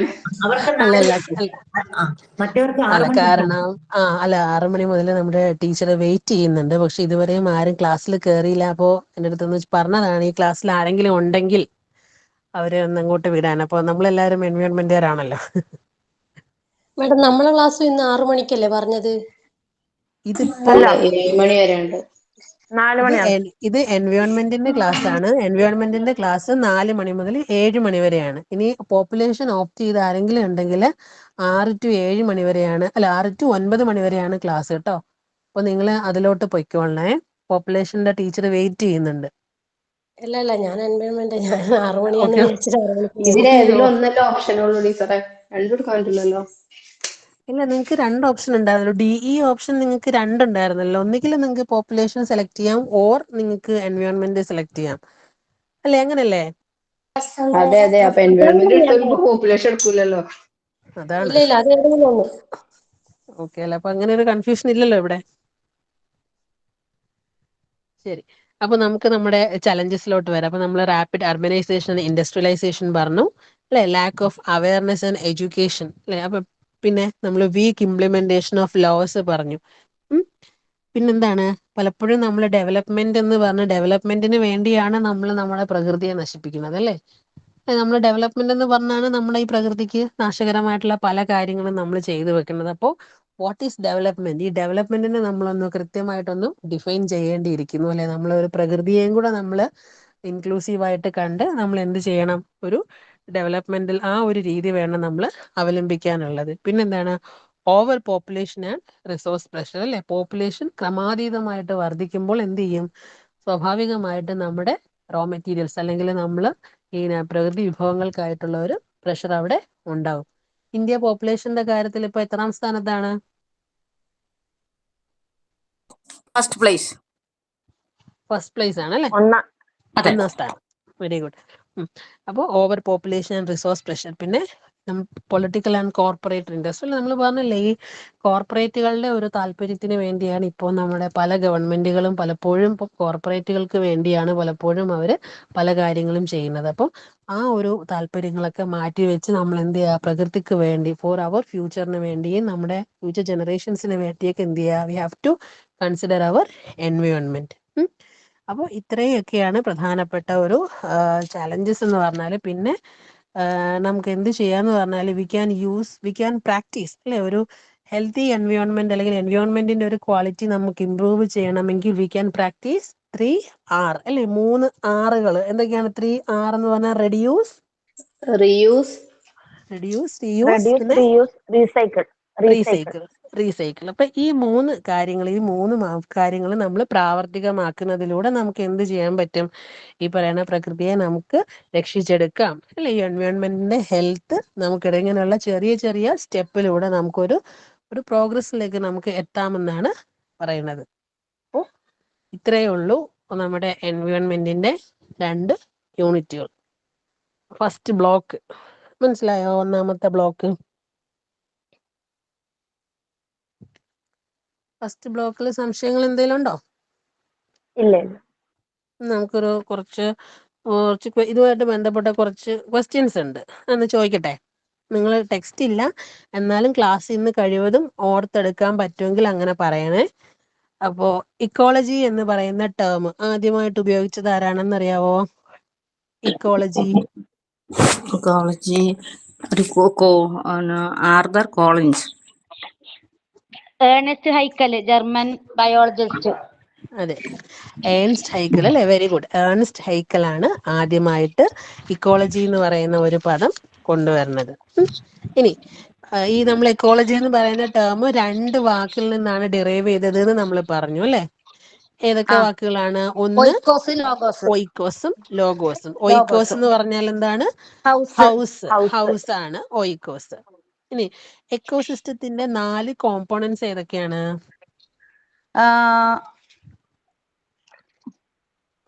അറിയാവുന്ന പോലെ പറയൂ. 4 components. Abiotic part, consumers, decomposers. Very good. ഇനി ഈ ഓട്ടോട്രോപ്സുകൾ നമ്മൾ പറഞ്ഞില്ലേ, സ്വയം പോഷികൾ എങ്ങനെയാണ് അവര് ഫുഡ് ഉണ്ടാക്കുന്നത്? ഏത് രീതിയിലൂടെയാണ്? അല്ലെങ്കിൽ ഞാനൊരു എക്സാമ്പിൾ പറഞ്ഞേ. സൂര്യപ്രകാശത്തിന്റെ സഹായത്തോടെ, ഫോട്ടോസിന്തസിസിലൂടെ സഹായത്തോടെ. Very good, very good. ഇലയിലുള്ള ക്ലോറോഫിൽ ഉപയോഗിച്ചു. ഓക്കെ. ഇനി നമ്മൾ പറഞ്ഞില്ലേ പിന്നെ എക്കോസിസ്റ്റം, പിന്നെ നമ്മൾ എത്ര ടൈപ്സ് ഉണ്ടെന്ന് പറഞ്ഞു? എക്കോസിസ്റ്റം അത് 2 തരത്തിലുള്ള. 2 തരം. ബയോട്ടിക്കും നാച്ചുറലും ആർട്ടിഫിഷ്യലും. അപ്പൊ അതിൽ തന്നെ നാച്ചുറലിനെ പിന്നെ നമ്മൾ ഏതൊക്കെയായിട്ട് ഡിവൈഡ് ചെയ്യുന്നുണ്ട്? നാച്ചുറലിനെ അക്വാട്ടിക്കും ടെറസ്ട്രിയൽ. ഓക്കെ. ഇനി അക്വാട്ടിക് എക്കോസിസ്റ്റത്തിനെ തന്നെ പിന്നെ നമ്മൾ ഏതൊക്കെയായിട്ട് വീണ്ടും ഡിവൈഡ് ചെയ്യുന്നുണ്ട്? അക്വാട്ടിക്കിനെ മറൈൻ എന്നും ഫ്രഷ് വാട്ടർ എന്നും അല്ലെ. മറൈനും ഫ്രഷ് വാട്ടറും. ലെന്റിക്കും ലോട്ടിക്കും എന്താണ്? ലെന്റിക് എന്ന് പറഞ്ഞാല് ഫ്രഷ് വാട്ടറിനെ ഡിവൈഡ് ചെയ്തത്. അതായത് എന്താണ്? കെട്ടി നിൽക്കുന്ന തടാകം പോലെയുള്ള അല്ലെ. സ്റ്റിൽ വാട്ടർ ആണ്, കെട്ടിക്കിടക്കുന്ന വെള്ളമാണ്. ലോട്ടിക് എന്ന് പറഞ്ഞാല് വെള്ളം ഒഴുകുന്ന നദി, പുഴ, അങ്ങനെയുള്ള. ഓക്കെ. പിന്നെ ബയോഡൈവേഴ്സിറ്റിയുടെ ടൈപ്സ് ഏതൊക്കെയാണ്? ടൈപ്സ് 3 ജെനറ്റിക്കും, സ്പീഷ്യസും, എക്കോളജിക്കലും. Very good. പിന്നെ നമ്മൾ പറഞ്ഞില്ലേ, നമ്മുടെ ഭൂമിയുടെ എത്ര ശതമാനമാണ് മറൈൻ എക്കോസിസ്റ്റം കവർ ചെയ്തേക്കണെന്ന് അറിയോ? മറൈൻ 70%. ഓക്കെ. ഈ 3 ടൈപ്സ് ഓഫ് അത് നിങ്ങൾ പറഞ്ഞല്ലോ, 3 ടൈപ്സ് ഏതൊക്കെയാണെന്ന് പറഞ്ഞല്ലോ അല്ലെ. ഇനി പ്ലാന്റ്സിനെ മാത്രം തിന്നുന്ന പിന്നെ ഇതിന് പറയുന്ന പേരെന്താണ്? ഹെർബിവോറസ് അല്ലെ. സസ്യഭുക്കുകളാണ്.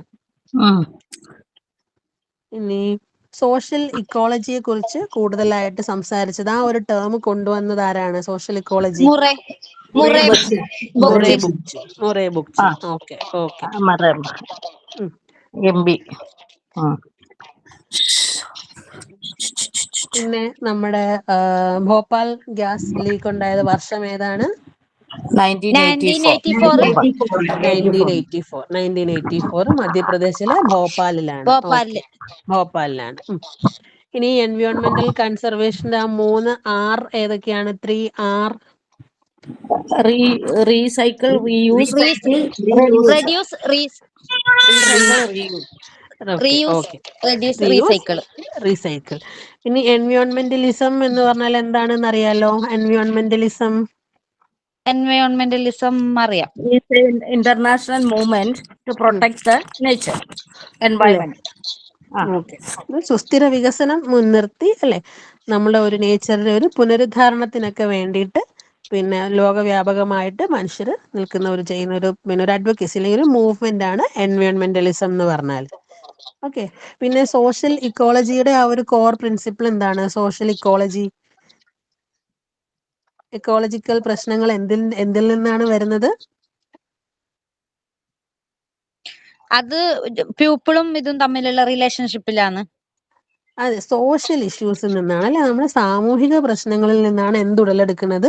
പല ഇക്കോളജിക്കൽ പ്രശ്നങ്ങളും ഉണ്ടാവുന്നത്. അതേപോലെ തന്നെ ഈ പ്രശ്നങ്ങളെ ഒന്ന് റിസോൾവ് ചെയ്യാതെ നമുക്ക് എന്ത് ചെയ്യാൻ പറ്റില്ല? ഇക്കോളജിക്കൽ പ്രോബ്ലംസ് നമുക്ക് പരിഹരിക്കാൻ നമുക്ക് പറ്റില്ല. പിന്നെ നമ്മൾ ആ സ്റ്റോക്ക്ഹോം കോൺഫറൻസ് ഒക്കെ പറഞ്ഞത് ഓർമ്മയുണ്ടോ? ഏത് വർഷമാണെന്ന് ഓർമ്മയുണ്ടോ? Stockholm conference 1972. Very good. അതേപോലെ പാരീസ് അഗ്രിമെന്റ് 2016 195 രാജ്യങ്ങളാണ് പങ്കെടുത്തത്. മറ്റേതിൽ 114 രാജ്യങ്ങളാണ് പങ്കെടുത്തത്. Very good, very good. നിങ്ങൾ ശ്രദ്ധിക്കുന്നുണ്ടല്ലോ. ശ്രദ്ധിക്കാതെ രക്ഷയില്ല ടീച്ചറെ. അല്ല, നമ്മള് പറഞ്ഞാൽ നിങ്ങൾക്ക് കാര്യങ്ങൾ മനസ്സിലായിട്ടുണ്ട് എന്ന് നമുക്ക് ഒരു സന്തോഷമാണ് നമുക്ക്.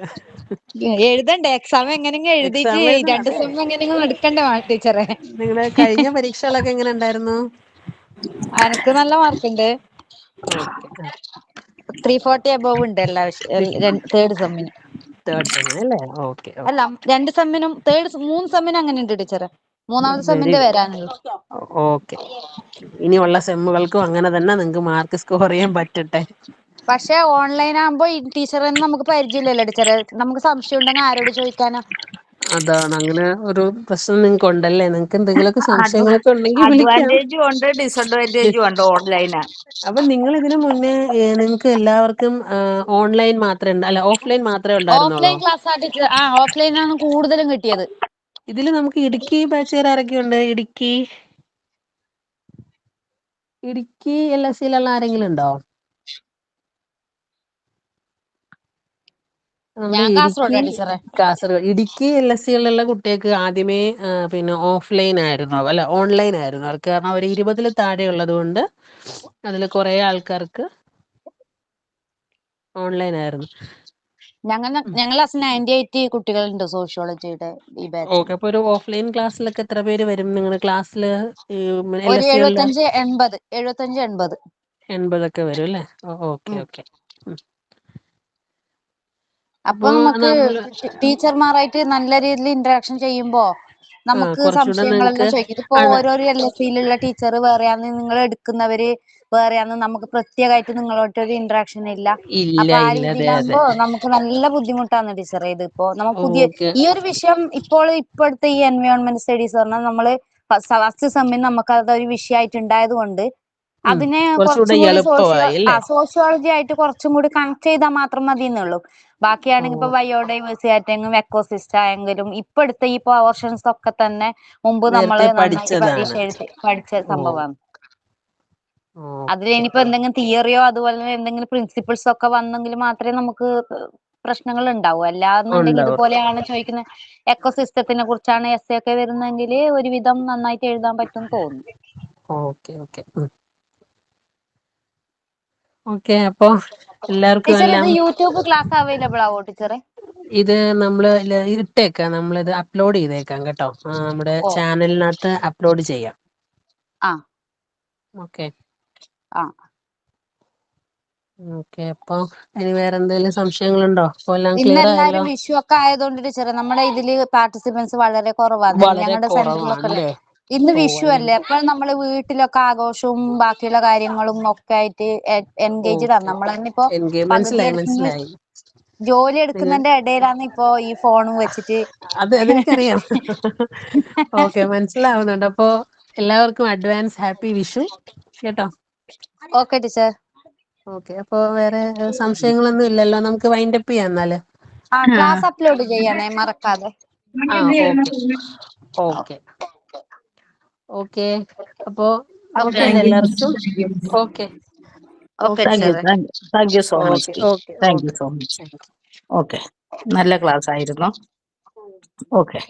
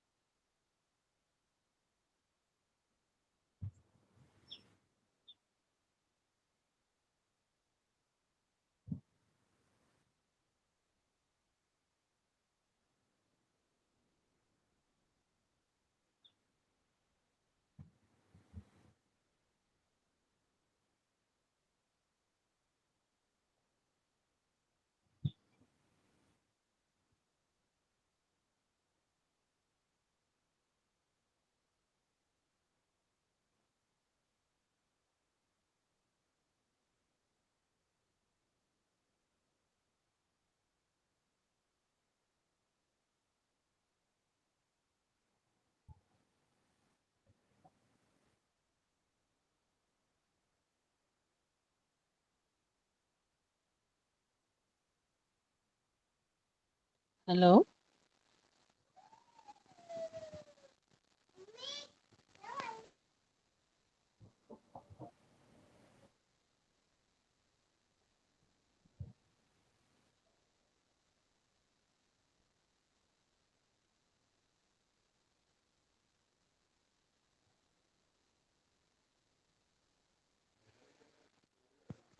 ഹലോ.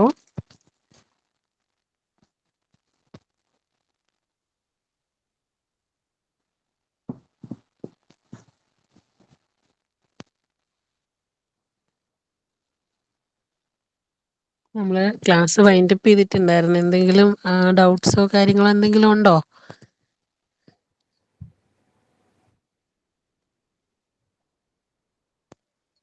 ഹലോ. മേഡം ഇതിന്റെ യൂട്യൂബിൽ ഉണ്ടാവുമല്ലോ ക്ലാസ് അല്ലേ? എനിക്കിത് മാറിപ്പോയി. ഞാൻ 6 മണിക്കാണ് കയറിപ്പോയത്. അതാ പറ്റിയെ. ഓക്കെ ഓക്കെ 6 മണിക്കായിരുന്നല്ലേ കയറി. എനിക്ക് അത് ഓക്കെ.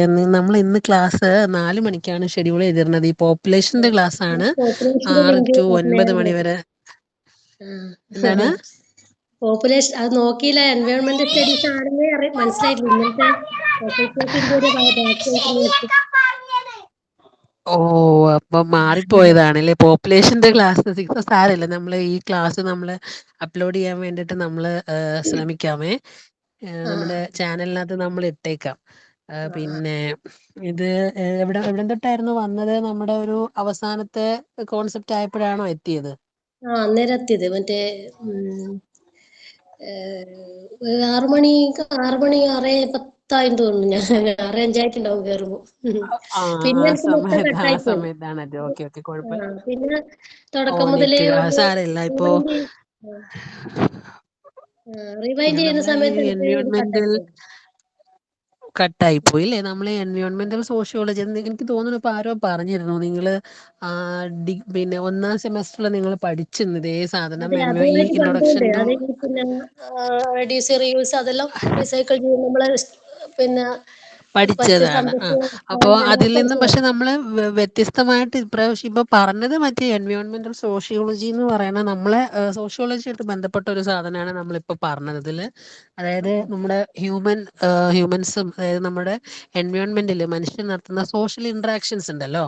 അപ്പൊ ഈ ഒരു ഹ്യൂമൻ സോഷ്യൽ ഇന്ററാക്ഷൻ എൻവയോൺമെന്റിൽ എങ്ങനെ നടത്തുന്നു, അപ്പൊ ആ ഒരു ഹ്യൂമൻസും അതേപോലെ തന്നെ ഇന്ററാക്ഷനും തമ്മിലുള്ള ഒരു ബന്ധമാണ് നമ്മൾ എൻവയോൺമെന്റൽ സോഷ്യോളജി എന്ന് പറയുന്ന ആ ഒരു സബ്ജക്റ്റിൽ പഠിക്കുന്നത്.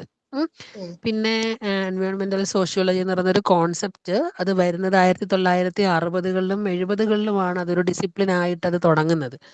അപ്പൊ ആ ഒരു കാര്യം നമ്മൾ ഡിസ്കസ് ചെയ്തു. സാമുവൽ ക്ലോസ്നർ എന്ന് പറയുന്ന ഒരു വ്യക്തിയാണ്, ഒരു സോഷ്യോളജിസ്റ്റ് ആണ്, ആദ്യമായിട്ട് ഈ ഒരു എൻവയോൺമെന്റൽ സോഷ്യോളജി എന്ന് പറയുന്ന ഒരു ടേം ഇൻട്രൊഡ്യൂസ് ചെയ്യുന്നത് സോഷ്യോളജിയിൽ. പിന്നെ ഈ ഒരു 2ാം ലോക മഹായുദ്ധത്തിന് ശേഷം ലോകത്ത് ഉണ്ടായ ഒരുപാട് പ്രശ്നങ്ങൾ, അതായത് ഈ ഒരു യുദ്ധത്തിന് ശേഷം സ്വാഭാവികമായിട്ട് ഈ പറയുന്ന യുദ്ധത്തിന് ഉപയോഗിച്ച ഈ കെമിക്കൽസും വാർഫെയറും വെപ്പൺസും ഒക്കെ പല രീതിയിൽ പലതരത്തിലും നമ്മുടെ പ്രകൃതിയെ ബാധിക്കാൻ തുടങ്ങി. അപ്പോൾ അതൊക്കെ എങ്ങനെയാണ് പിന്നെ നമ്മുടെ അതൊക്കെ പിന്നെ കൂടിയപ്പോൾ എന്ത് ചെയ്തു, എൻവയോൺമെന്റൽ ഇഷ്യൂസ് നമ്മൾ അഡ്രസ്സ് ചെയ്യേണ്ടതായിട്ട് വന്നു. അപ്പോൾ ആ ഒരു സമയത്താണ് ശരിക്കും പറഞ്ഞാൽ ഈ എൻവയോൺമെന്റൽ സോഷ്യോളജി ഒരു ഡിസിപ്ലിൻ ആയിട്ട് തന്നെ ഈ സോഷ്യൽ സയൻസിൽ അംഗീകരിക്കുന്നത്. പിന്നെ ഏഷ്യയിൽ എൻവയോൺമെന്റൽ സോഷ്യോളജി ആദ്യമായിട്ട് വരുന്നത് 1990കളിലാണ്. 1990s ഏഷ്യയിൽ, ജപ്പാനിലും കൊറിയയിലും അതിനുശേഷം ഇന്ത്യയിലും ഒക്കെ എൻവയോൺമെന്റൽ സോഷ്യോളജി വരുന്നത് ഈ ഒരു സമയത്താണ്. അപ്പോൾ ഒരു നൊബുക്കോ ലിജിമ എന്ന് പറയുന്ന ഒരു ജാപ്പനീസ് സോഷ്യോളജിസ്റ്റ് ഒക്കെ ഉണ്ട്. അപ്പം അവരുടെ ഒരു പ്രാധാന്യമൊക്കെ നമ്മൾ ഈ ഫസ്റ്റ് യൂണിറ്റിൽ ഡിസ്കസ് ചെയ്യുന്നുണ്ട്. അപ്പം പ്രധാനമായിട്ടും നമ്മൾ അത്രേ പറഞ്ഞിട്ടുള്ളൂ.